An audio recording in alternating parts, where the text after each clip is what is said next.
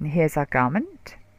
This is a standard garment, don't forget, so it's not very exciting, but it'll do. And on this screen you have also got measurement adjustments you can make. You can go back here into your, you can change the garment type, you can adjust existing measurements manually, you can select the measurements from a custom table, so if you've made a mistake and you want to go to custom table, you can go back there, and you can go back to your standard table and reselect another size. And then on the boxes down here you can change the styling of your garment. So if we click on this one, this allows you to change your welt, which is your rib, which is this section here. You can see a little red circle there, and that's showing you what you're going to be adjusting, and you're going to be adjusting the depth of the welt. So we'll make that 0. We won't have a welt. And now we'll make the next thing, which is our body blousing, and again you can see a little red circle there. And body blousing is when you want to have more stitches in the garment width than you have in the rib width or the welt width. So if you wanted to increase the number of stitches, you would put in the amount of body blousing here. We don't want to. You wouldn't generally do it in machine knitting unless you were on a industrial one that could transfer electronically. So you probably would not have blousing, but on hand knitting you might. Then body straight. There you can see your circles now move where you can see it. It's asking you how much straight centimetres you want to knit after any shaping there is in the body. Now we don't have any shaping in the body at the moment, so it all looks straight. But if you were increasing or decreasing between your hem and your armhole, it would be asking you how much straight to leave.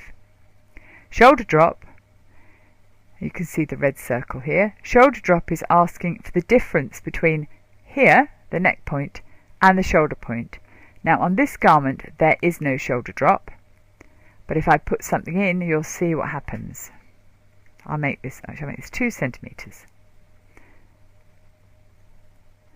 Now, can you see what's happened here?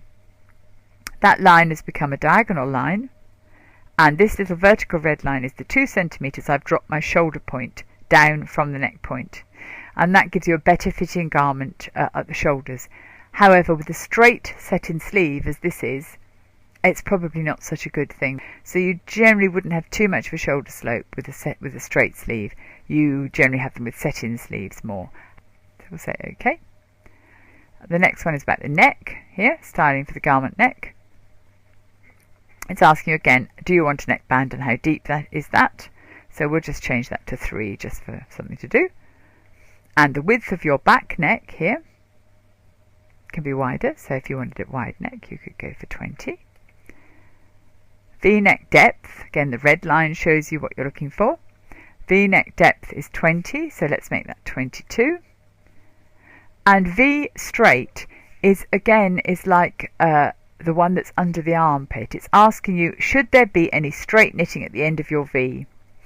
This can be helpful to get your V fitting well. Sometimes your V goes right into the corner of your neck, and it can be a bit of an abrupt finish. So you might want to add some straight there, or you might want to make more of a sweetheart neckline by putting in a number of centimetres here. That would give you a different shaped neck, just depending what you wanted to do. Now bear in mind, the dark blue, the welts, are not actually going to be in your pattern as such. They will be something you work out and add in.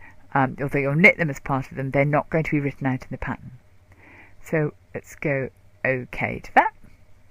The next one is your sleeve, and it's asking about the cuff.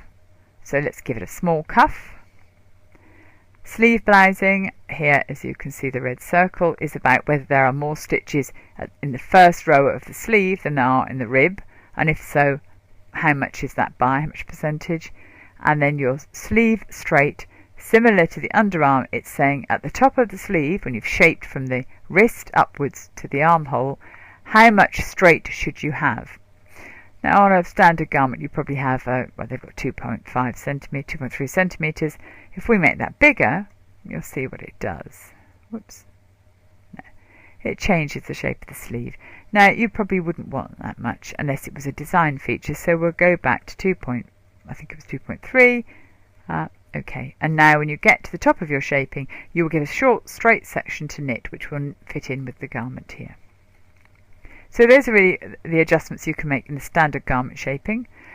If you had a set-in sleeve, you've got set-in sleeve styling here. If you had a raglan, you've got raglan styling. And if you're doing skirts, you've got skirts here.